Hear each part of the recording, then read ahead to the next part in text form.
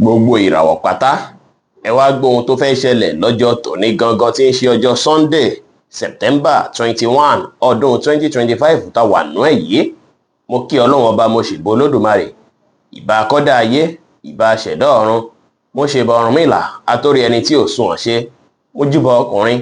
mo júbà obìnrin, mo kí gbogbo ojú tó ń wò mí níbikíbi tí ẹ ti ń gbọ́ mi káàkiri àgbáńlá ayé. Ẹ̀yin tẹ́ ń wò mí, ẹ bá ń share fídíò yìí kó kárí ilé kó kárí oko, kó lè jẹ́ wúlò àti àǹfààní fọ́pọ̀ ènìyàn. Kí ẹ sì má gbàgbé láti follow, kí ẹ sì subscribe kẹ́ lè pẹ̀ láwọn tá máa jàǹfààní onírúurú fídíò tá à ń fi léde lójoojúmọ́ fún ìdàgbàsókè ìjọmọ ènìyàn.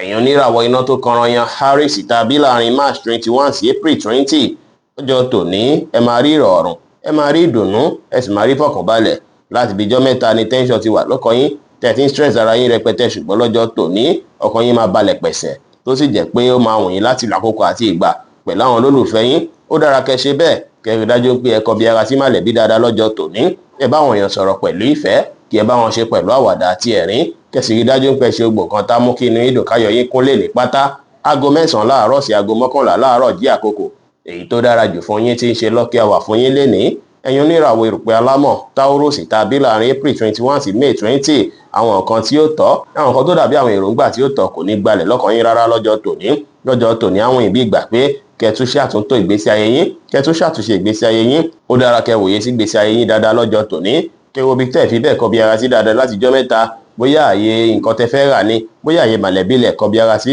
kẹ́ sì rí dájú pé iṣu èyíkéyìí tó bá wà nù láìfún yín pátá, kẹ́ rí dájú pé ẹ mójútó wọn pátá lénìí. Ẹ rí dájú pé ẹ ṣàṣeyọrí lórí gbogbo nǹkan kí nǹkan tí ẹ bá ti ń gbéṣe láti jọ́ mẹ́ta tẹ́ ẹ̀ tí ṣe láṣeyọrí. Ẹ rí dájú pé ẹ ṣe wọ́n láṣeyọjú lọ́jọ́ tòní. Tí ẹ bá ṣe eléyìí á jẹ́ kí nǹkan tó rọrùn fún yín dáadáa, á sì jẹ́ kí àwọn iṣẹ́ tẹ́ máa ṣe láwọn ọ̀la àtọ̀túnla á jẹ́ kí àwọn iṣẹ́ náà á jẹ́ kí ó lọ bó ti ṣe yẹ kó lọ. Blue jẹ́ kọ́lọ̀ tó dára jù fún yín láti wọ̀ láṣọ lónìí. Aago 4 ní ìrọ̀lẹ́ tí aago 6 ní ìrọ̀lẹ́ jẹ́ àkókò èyí tó dára jù fún yín tí ń ṣe lucky hour fún yín lénìí. Ẹ̀yin oníràwọ̀ afẹ́fẹ́ aláwàdà Gemini tàbí láàrin May 21 sí June 21, ó ṣeé ṣe kí ẹ rí ìrànwọ́ àti àránṣe látọ̀dọ̀ àwọn ènìyàn tó ṣe é pé wọ́n jẹ́ àwọn ènìyàn pàtàkì, tó ṣe é pé tó bá ràn yín lọ́wọ́, ìrànlọ́wọ́ yẹn máa ràn yín lọ́wọ́ láti yanjú àwọn nǹkan kíkan tó ti dàbí iṣu tó ti wà lórí láti jọ́ mẹ́ta. Lọ́jọ́ tòní kẹ́ rí dájú pé ẹ dúpẹ́ lọ́wọ́ àwọn tó bá ṣe yín lóore lénìí o. Bẹ́ẹ̀ sì ni kẹ́ rí dájú pé àwọn nǹkan tó dàbí nǹkan tó le koko tẹ́ ti ń fẹ́ mójútó láti jọ́ mẹ́ta, kẹfì ní mójútó wọn o. Ẹ ṣe dáadáa sáwọn èèyàn lénìí. Ẹ rí dájú pé ẹnikẹ́ni tó bá fẹ́ ràn yín lọ́wọ́ kẹ́ wẹ́kọ́mù rẹ̀, kò sí wàhálà.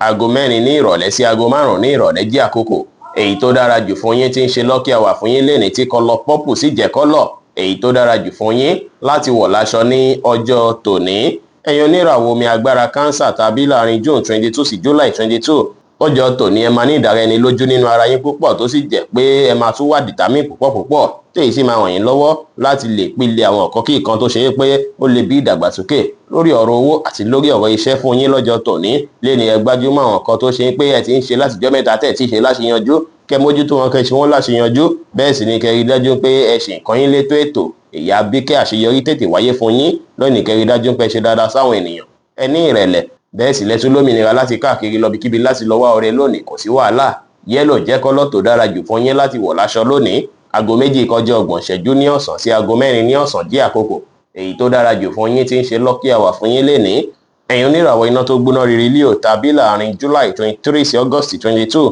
lọ́jọ́ tòní ó ṣeé ṣe kí ẹ ní mood swing bákan, kó dàbí ìgbà pé àwọn èèyàn fẹ́ dalẹ̀ yín, àbí ẹ̀ fi bí ìgbà pé èèyàn fẹ́ disappoint yín lọ́jọ́ tòní. Ẹ rí dájú pé ẹ give up rárá o. Ẹ ní ìrètí pé gbogbo nǹkan máa dá, ẹ ní ìrètí pé kò ní sí wàhálà rárá. Ẹ rí dájú pé mú sùúrù lò, kẹfẹ̀ lẹ̀ ṣe lásìkò yìí, bóyá torí ẹ ti ń expect kẹpẹtẹ jù látọ̀dọ̀ àwọn ènìyàn ni, bóyá òun ló fẹ́ fẹ́ eléyìí. Ẹ ṣáà rí dájú pé mú sùúrù lò dáadáa. Ẹ rí dájú pé ẹ fọkàn sí gbogbo nǹkan kíkan tí ẹ bá ń retí pátá kí ó lè wọlé ní ìrọ̀rùn. Ẹ sì má ṣe kanra mẹ́nikẹ́ni lénìí. Royal Blue jẹ́ kọ́lọ̀ tó dára jù fún yín láti wọ̀ láṣọ lónìí. Aago 10 láàárọ̀ sí aago 11 kọjá 30 ìṣẹ́jú láàárọ̀ jẹ́ àkókò èyí tó dára jù fún yín tí ń ṣe lucky hour fún yín lénìí. Ẹ̀yin oníràwọ̀ erùpẹ̀ funfun Virgo tàbí láàrin August 23 sí September 23 lénìí ó ṣeé ṣe ká ìbàlẹ̀ ọkàn díẹ̀ fẹ́ wà fún yín. Ẹ sì tún fẹ́ gbáradì láti bẹ̀rẹ̀ sí ní gbé àwọn nǹkan tuntun tó lè hàn gbèsè ayé yín lọ́wọ́ ṣe. Ọjọ́ tòní ó dára púpọ̀ kí ẹ lo àkókò àti ìgbà pẹ̀lú mọ̀lẹ́bí àti ọ̀rẹ́, kí ẹ darapọ̀ pẹ̀lú wọn, ẹ free mind yín, ẹ ṣe dáadáa sáwọn èèyàn lénìí, kẹ́ ṣe rí dájú pé ẹ ṣe gbogbo nǹkan tá mú kí inú yín dùn,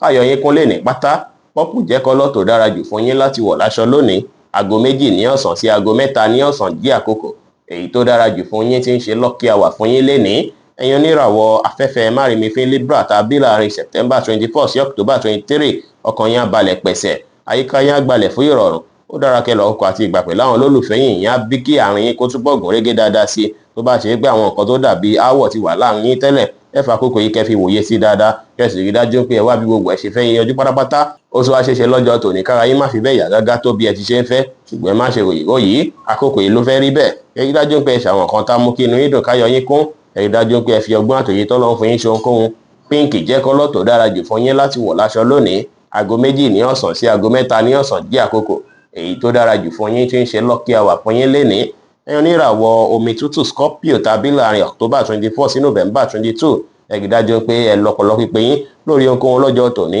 tó kó ṣeéṣe kí ẹ bára yín nínú challenges kan tó ṣe é pé kò ń ṣe pé fault yín ni tẹ́sí máa fẹ́ tiraka láti rí dájú pé orúkọ yín mọ́ wọ́n forúkọ yín mọ́ kúrò nínú nǹkan bí ìwọ̀sí yìí kẹ́ rí dájú pé ẹ fọpọlọ pípé kẹ́ fi mójútó àwọn nǹkan wọ̀nyí lọ́jọ́ tòní kẹ́ sì rí dájú pé ẹ ronú jinlẹ̀ kẹ́ lu ọ̀rọ̀ ẹnu yín láti fi rí dájú pé ẹ mórí bọ́ nínú gbogbo nǹkan wọ̀nyí ẹ má péjú níbi ìpéjọpọ̀ kí ìpéjọpọ̀ tí ẹ bá lọ tàbí tí ẹ bá wà o ẹ má jà ẹ má fa fàǹfà pẹ̀lú ẹnikẹ́ni ẹ mọ́kàn balẹ̀ yẹ sì fi ìgboyà ṣe ohunkóhun lénìí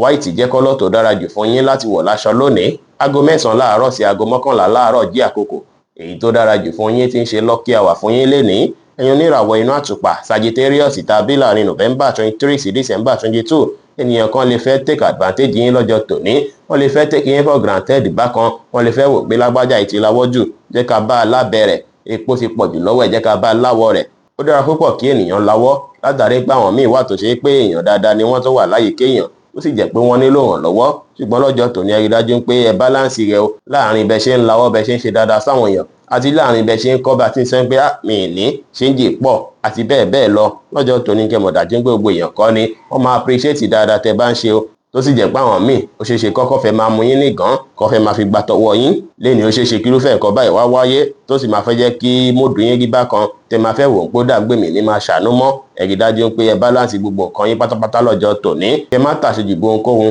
tí ẹ bá lè ṣe yìí ọjọ́ tòní máa tún dára yẹ́lò jẹ́ kọ́lọ́ tó dára jù fún yín láti wọ̀ láṣọ lónìí aago 2 ní ọ̀sán sí aago 4 ní ọ̀sán jẹ́ àkókò èyí tó dára jù fún yín tí ń ṣe lucky hour fún yín lénìí àyàn oníràwọ̀ èrò pé ilé eruku Capricorn tàbí láàrin December 23 sí January 19 àkókò tó wà yìí o láti ronú jinlẹ̀ nípa nǹkan ńlá tẹ́ máa gbéṣe fún gbèsè ayé yín ta ìyẹn á fi dára àkókò ti tó láti kọ àwọn nǹkan tẹ́ fẹ́ ṣe fún gbèsè ayé yín sílẹ̀ sínú pépà kẹ́rí dájú pé ẹ bẹ̀rẹ̀ sí gbéṣe lẹ́yọ̀ kọ̀ọ̀kan gbogbo nǹkan kíkan tí ẹ bá pilẹ̀ lénìí tẹ́ bá plan lénìí tẹ́ bá gbéṣe lásìkò yìí á padà bí rere lọ́jọ́ iwájú ẹ múra dáadáa lénìí kí ẹ dùn rí lójú ẹ ní ìrẹ̀lẹ̀ kẹ́ sì ṣe dáadáa sáwọn èèyàn pẹ̀lú grey jẹ́ kọ́lọ́ tó dára jù fún yín láti wọ̀ láṣọ lónìí aago 10 láàárọ̀ sí aago 12 ní ọ̀sán jẹ́ àkókò èyí tó dára jù fún yín tí ń ṣe lucky hour fún yín lénìí ẹ̀yin oníràwọ̀ afẹ́fẹ́ oníbínú Aquarius tàbí láàrin January 20 sí February 19 ẹ rí dájú pé ẹ kíyèsára pẹ̀lú ìlera ara yín o ẹ rí dájú pé ẹ jìnnà sí gbogbo nǹkan tó dàbí health issue pátápátá tí ìgbà bá fẹ́ wáyé kẹ́ rí dájú pé ẹ kọ bí ara sí dáadáa tó ṣeéṣe ká ìlera díẹ̀ fẹ́ wáyé lọ́jọ́ tòní o kẹ́ rí dájú pé ẹ fẹ̀lẹ̀ ṣe kẹ́ mójútó àwọn kan wọ̀nyí torí pọ́jọ́ tòní gan ewúlẹ̀ nílò ìlera ara yín dáadáa látàrí pé ó ṣeéṣe kí ẹ rí àǹfààní jẹ́ láàyè iṣẹ́ lọ́jọ́ tòní fẹ́yìn tẹ́ bá lọ síbi iṣẹ́ ẹ rí dájú pé ẹ ṣiṣẹ́ dáadáa lọ́jọ́ tòní ẹ lè ra àǹfààní tàbí àwọn oore gbámú dáadáa láàyè iṣẹ́ lọ́jọ́ tòní ẹ rí dájú pé ẹ̀dá sọ̀rọ̀ sí wọn pè é sílé ní àbẹ́ tí ó kàn yín ẹ pàṣírí kọ̀ọ̀kan yín mọ́ ẹ wá àkókò láti ṣe prayer kẹ́ sì gbájúmọ́ àwọn nǹkan tó ṣe kókó fún yín láti mójútó lọ́jọ́ tòní grey jẹ́ kọ́lọ́ tó dára jù fún yín láti wọ̀ láṣọ lónìí o aago 6 ní ìrọ̀lẹ́ sí aago 7 ní àṣálẹ́ jẹ́ àkókò èyí tó dára jù fún yín tí ń ṣe lucky hour fún yín lénìí ẹ̀yin oníràwọ̀ omi tí kìí ro Pisces tàbí láàrin February 20 sí March 20 ó ṣeéṣe kẹ́ jí kára yín yá gágá bí ìgbà pé gbogbo nǹkan tí ẹ̀ ń lé pátápátá kó ti tó yín lọ́wọ́ ọ̀pọ̀ àwọn nǹkan tẹ́ ti fẹ́ léyìí tẹ́ fẹ́ mójútó ì máa dàbí àwọn nǹkan táwọn míì tí ń wò pé nǹkan yìí bóyá ló tiẹ̀ máa ṣeé ṣe tó sì jẹ́ pé lọ́jọ́ tòní ẹ̀yin máa fẹ́ rí dájú pé gbogbo nǹkan wọ̀nyí ẹ̀rí ṣe láṣeyọrí pẹ̀lú títẹpámọ́ṣẹ́ lọ́jọ́ tòní tó opportunity kan bá wọlé kẹ́tẹ̀tẹ̀ ya grab ẹ̀ ní o ẹ má jẹ́ kó opportunity fòyìn dá ẹ rí dájú pé wà determine dáadáa lé lórí látàrí gbogbo nǹkan tẹ́ bá ṣe lọ́jọ́ tòní àwòkọ́ṣe rere ló máa jẹ́ fáwọn tó rọ̀gbà yín ká o ẹ tẹpámọ́ṣẹ́ kí ẹ ní ìrẹ̀lẹ̀ kẹ́ sì ṣe nǹkan yín létò ètò pẹ̀lú orange jẹ́ kọ́lọ́ tó dára jù fún yín láti wọ̀ láṣọ lónìí aago 3 ní ọ̀sán sí aago 5 ní ìrọ̀lẹ́ jẹ́ àkókò èyí tó dára jù fún yín tí ń ṣe lucky hour fún yín lénìí bí ó ṣe jẹ́ nìyẹn fún gbogbo irúfẹ́ ìràwọ̀ méjìlá tó wà pátá ẹ̀yin tẹ̀ ń wò mí pátá ẹ má gbàgbé pé Ọlọ́run bo Olódùmarè nìkan lọ́ba tó ní ìmọ̀ jùlọ ẹ̀yin tẹ́ fẹ́ ṣèwádìí onírúurú láǹfààní àti kàn sí wa ní WhatsApp 0903389 7161. Ire gbogbo ajẹ́ tiwa lónìí, lọ́sẹ̀ yìí, lóṣù yìí àti ní gbogbo ọjọ́ ayé wa láṣẹ Ìdùmarè. Ire o.